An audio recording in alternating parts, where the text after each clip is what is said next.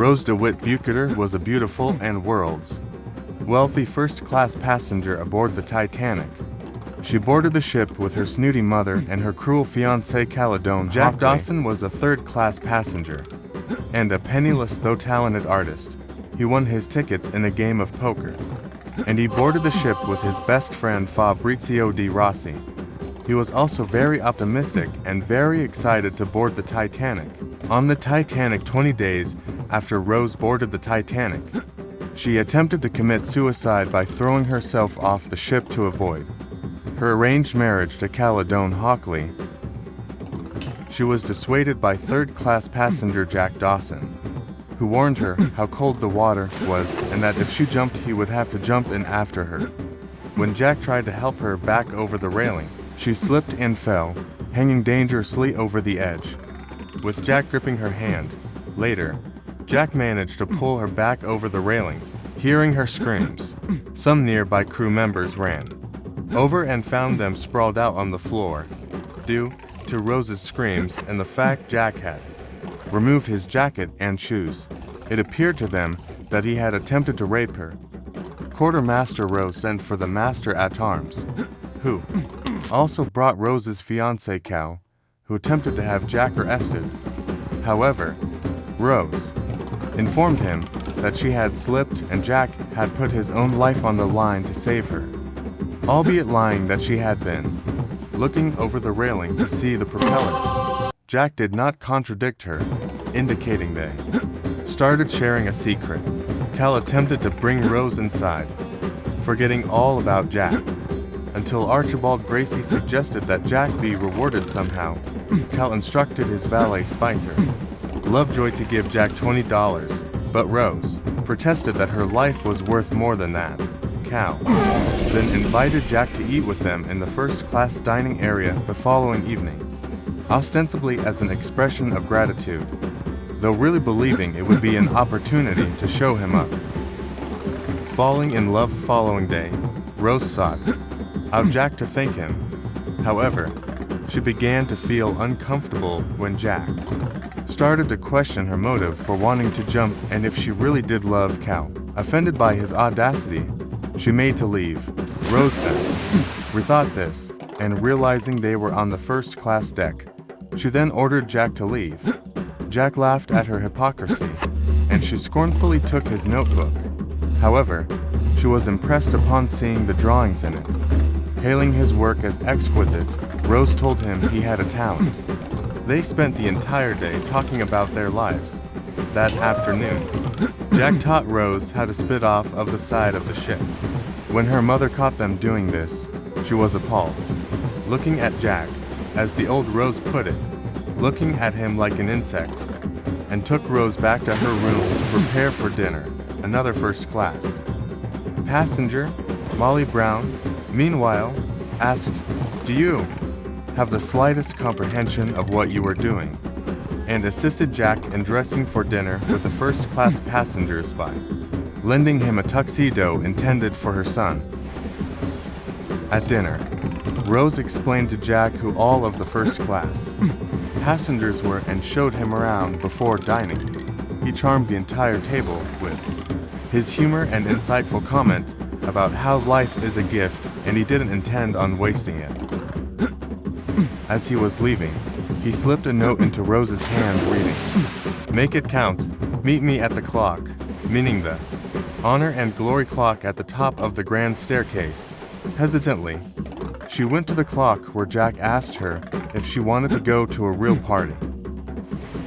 He took her down below decks where the third class were partying, but while she and Jack were dancing, Cal's manservant Spicer Lovejoy spied on them.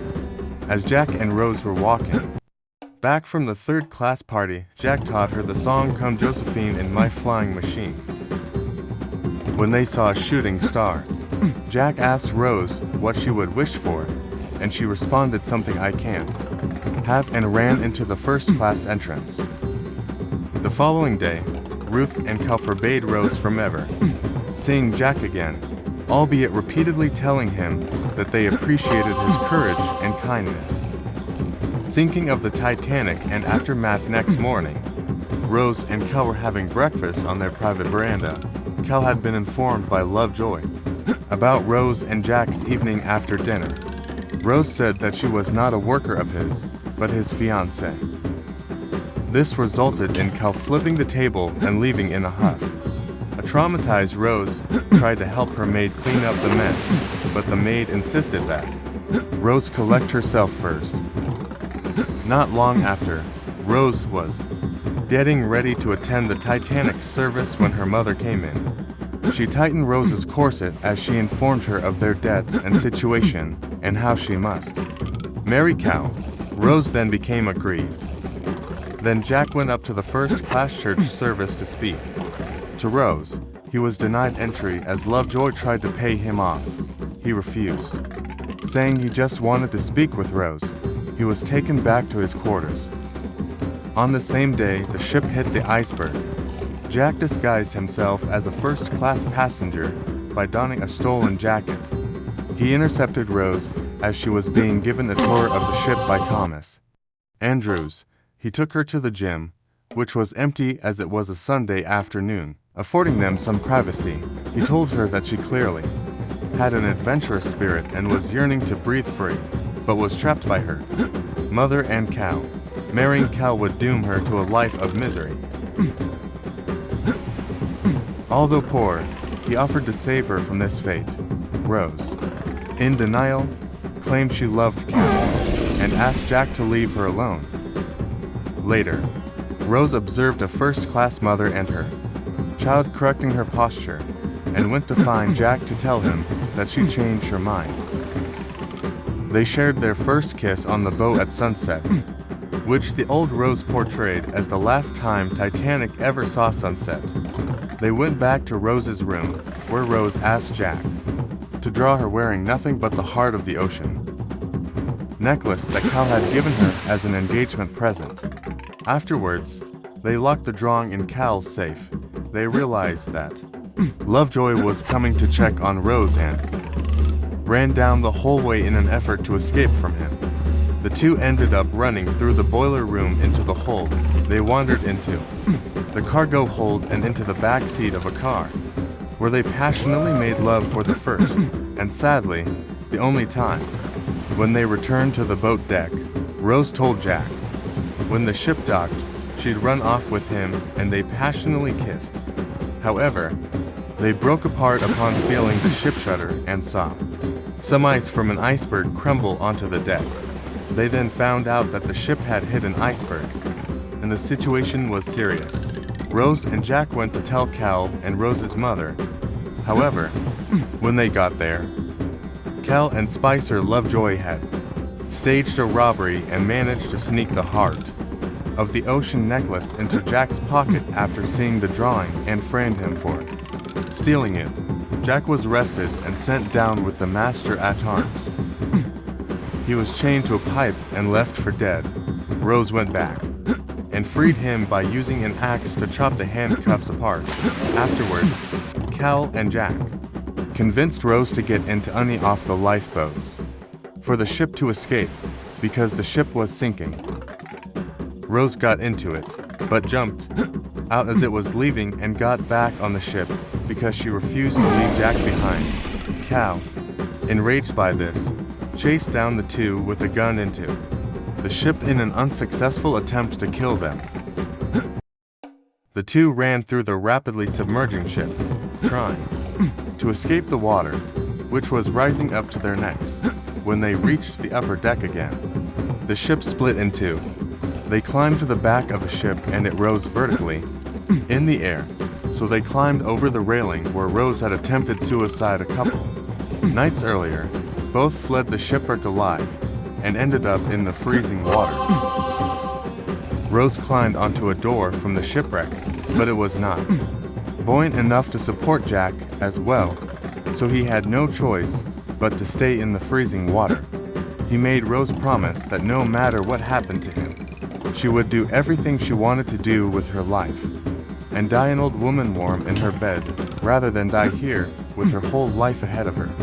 Jack died of hypothermia that night. While Rose was rescued, She took Jack's last name and did fulfill every of her promise to Jack. Rose married and had children, and managed to pursue an acting career, just as she and Jack had talked about on the ill-fated ship. The two were reunited in the denouement, perhaps in heaven, when she walked into the grand foyer, where all the victims of the Titanic awaiting her. The young Rose, clad in a white dress, walked up the staircase to meet Jack, who was standing near the clock. At long last, the two kiss, passionately, finally reunited after an 84-year separation. Lacey, Jack, and Rose's romance was pitched as Romeo and Juliet on the Titanic, referring to another famous story of star-crossed lovers.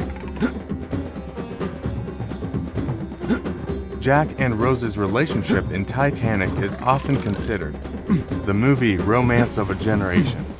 The chemistry of Leonardo DiCaprio and Kate Winslet as Jack Dawson and Rose DeWitt Bukater is often compared to the romantic chemistry from the two earlier blockbuster epics, the first being Clark Gable and Vivien Leigh in the 1939 Victor. Fleming filmed Gone with the Wind as Rhett Butler and Scarlett O'Hara, the second being Omar Sharif and Julie Christie in the 1965 David Lean film Dr. Zhivago as Yuri Zhivago and Lara Antipova.